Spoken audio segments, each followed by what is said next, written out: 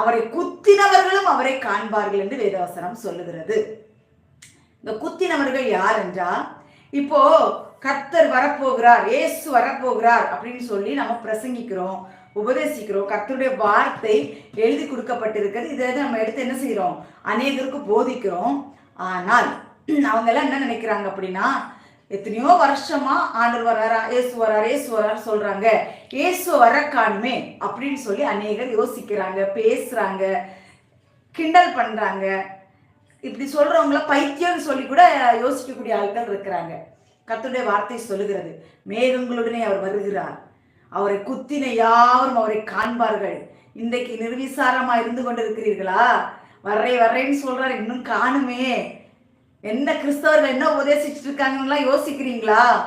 கர்த்தர் வரப்போகிறார், கர்த்தர் வரப்போகிறார், மேகங்களுடனே வரப்போகிறார், அவரை குத்தினவர்கள் எல்லாரும் அவரை பார்ப்பார்கள் என்று வேதவசனம் சொல்கிறது.